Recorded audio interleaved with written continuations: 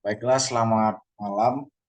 Kami dari kelompok 6 yang beranggotakan saya Rivaldo Syegian dan ada Nazwa Atira, ada Faras Hafiz dan Muhammad Alif Kurniawan. Pada tugas ini kami mendapatkan challenge pada temperatur sensitivity. Next.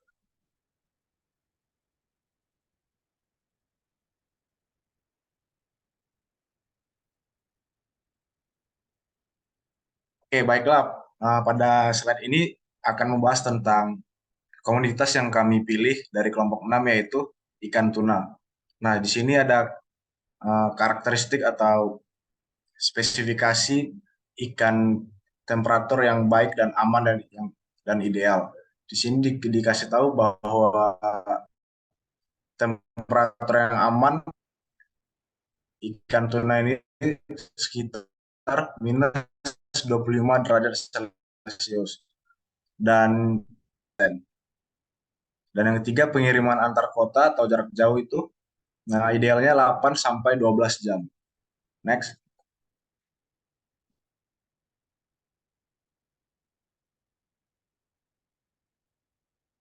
Nah, di sini tuh ada spesifikasi dari kargo itu sendiri.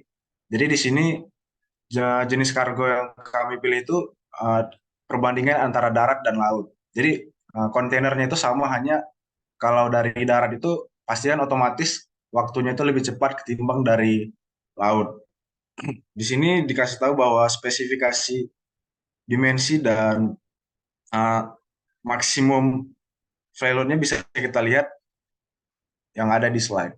Dan di sini ada heat transfer challenge itu sendiri. Yang pertama, tantangan suhu lingkungan. Yang kedua ada resiko panas mesin. Ketiga ada potensi kegagalan pada pendinginan. Keempat ada kalor dalam kontainer. Dan selanjutnya ada sirkulasi udara yang penting. Dan terakhir adalah isolasi yang efektif. Oke, mungkin akan dilanjutkan oleh teman saya yang lain.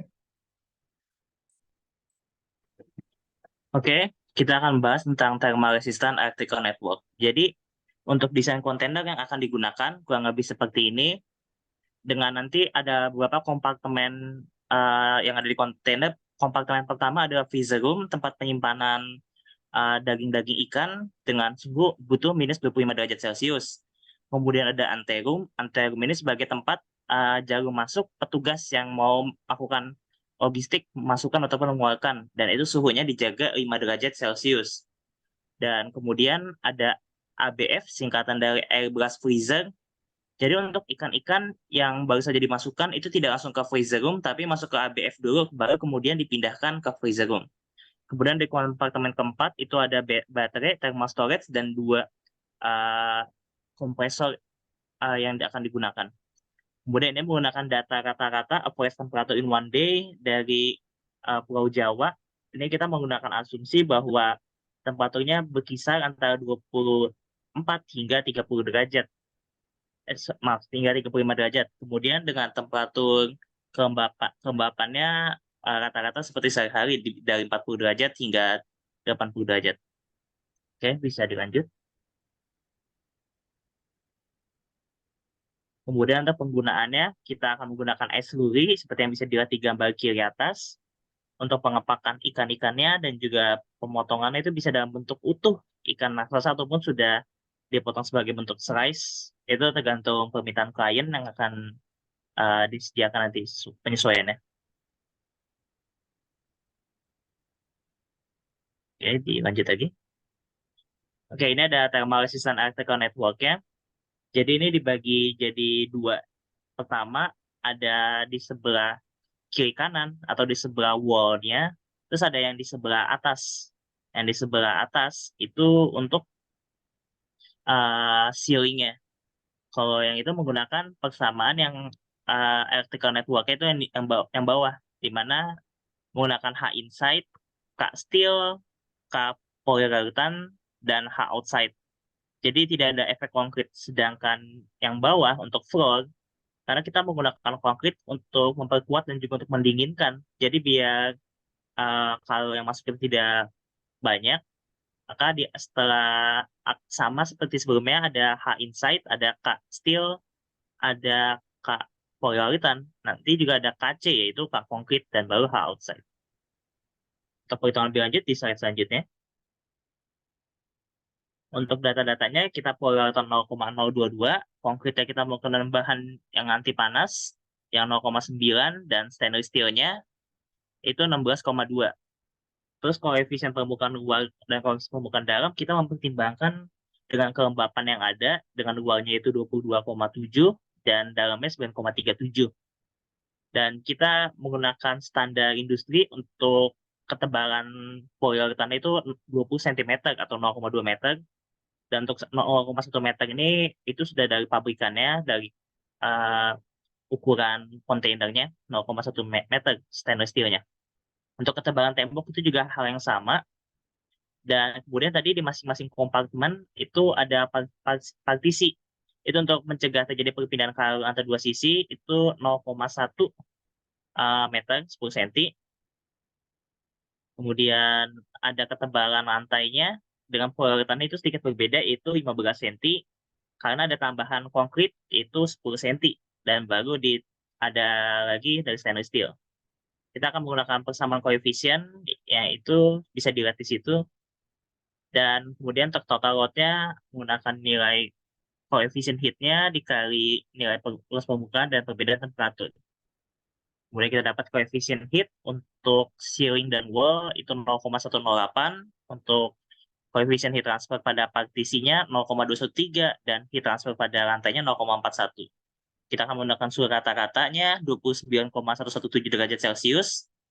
Kemudian kita dengan mempertimbangkan bahwa temperatur pada ceiling atau pada atap itu lebih tinggi dibandingkan suhu di samping, maka kita menggunakan skala industri biasanya yaitu plus minus 10 derajat Celcius dengan ceilingnya 39,117 derajat dan floor-nya karena dia tertutup oleh kontainer itu sendiri hanya akan 19,117 derajat.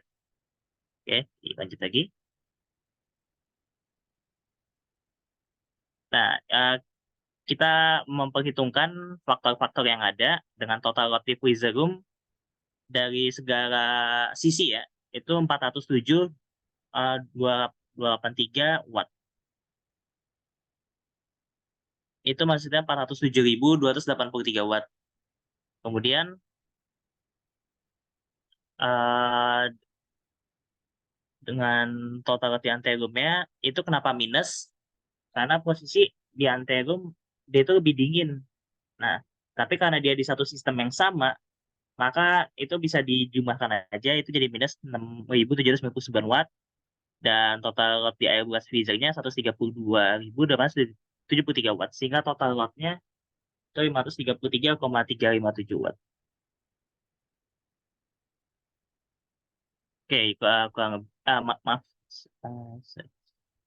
slide sebelumnya dulu ada yang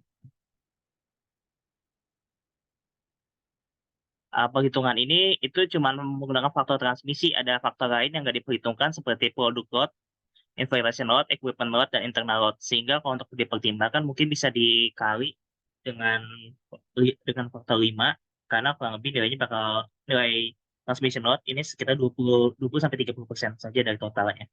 Oke, baru bisa lanjut lagi.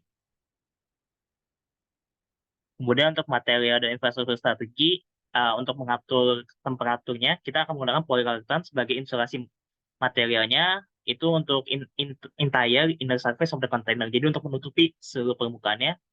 Kemudian menggunakan ice slurry untuk individual box-boxnya sehingga tetap segar.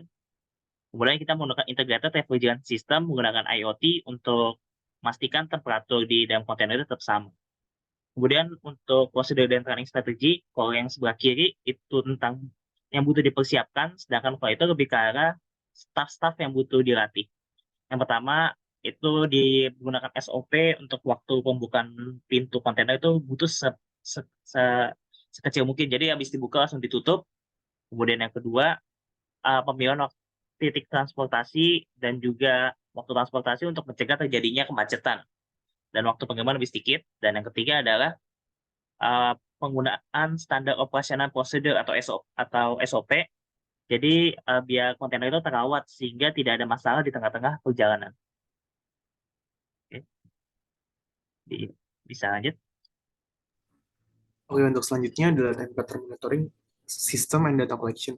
Jadi di sini untuk permasalahan utama pada temperature monitoring system saat ini ada beberapa nih, yaitu biasanya hanya satu titik suhu yang diukur, kemudian memerlukan keterampilan teknis yang tinggi, dan suhu abnormal tidak memberikan notifikasi saat bergerak, kemudian sistem yang masih rumit, dan kemudian data yang terkumpul tidak diperbarui dan bahkan ada yang hilang. Oleh karena itu, di sini kita coba merancang sebuah sistem dengan berkolaborasi bersama David Tech. Sistem temperatur monitoringnya akan meliputi sensor temperatur WS433 ATE yang berfungsi untuk mengukur nilai suhu dan kelembapan, kemudian thermocouple untuk mengukur suhu di dalam kotak-kotak dan di seluruh ruang berpendingin, Smart IoT Gateway untuk mengumpulkan dan mengirimkan data secara real time ke sistem pemantauan, dan juga hysteresis untuk mengendalikan suhu di dalam ruang penyimpanan berpendingin. Dan nantinya kami dapat mengukur berbagai titik suhu dan menampilkannya secara real time, dan sensor dan sistem ini pun mudah dikembangkan untuk memonitor aspek lain sehingga akan sangat bagus untuk faktor ekonomis dari transport temperatur monitoring system itu tersendiri. Oke, untuk selanjutnya di sini terdapat jurnal yang menampilkan data dari berbagai parameter yang ingin diukur berdasarkan waktu pengiriman ikan yang telah kami ajukan, dan ia dapat dilihat di sini bahwa terdapat variasi data dari berbagai bentuk parameternya. Oke. Oke, selanjutnya dalam proses pengiriman komoditi ini terdapat beberapa dampak yang perlu dipertimbangkan, baik dari segi lingkungan maupun ekonomi. Di sini bisa dilihat ada beberapa dampak. Buat yang dari dampak lingkungan sendiri, pertama kita harus memperhatikan emisi karbon yang timbul akibat asap selama proses transportasi. Hal ini berkaitan dengan metode dan durasi pengiriman, di mana penggunaan listrik dalam mesin pendingin itu juga berperan dalam emisi ini. Selain itu, penggunaan propana juga propana yang mudah terbakar ini dapat meningkatkan resiko kebakaran. Dan yang terakhir, penggunaan gas alam dalam proses pendinginan juga perlu dipertimbangkan. Selanjutnya dari segi ekonomi, dari dampak ekonomi, dari perspektif ekonomi ini metode pengiriman relatif lebih ekonomis karena mayoritas perusahaan logistik menggunakan metode yang sama. Pengiriman dengan menggunakan kontainer dapat meningkatkan efisiensi operasional dengan mengurangi biaya per ton mil perjalanan. Namun untuk meningkatkan efisiensi lebih lanjut, teknologi pemantauan dan pengendalian suhu dalam kontainer dapat digunakan meskipun memerlukan investasi awal yang signifikan. Next.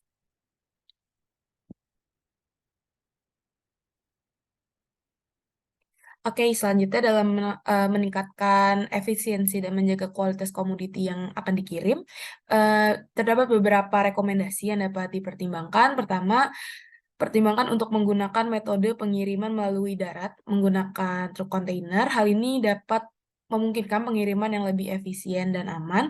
Selanjutnya, jadwalkan pengiriman pada malam hari, terutama pada saat temperatur di dalam dan luar kontainer ini lebih kecil. Pengiriman malam hari ini cenderung memiliki kemungkinan macet yang lebih rendah, sehingga dapat menghasilkan durasi pengiriman yang lebih singkat.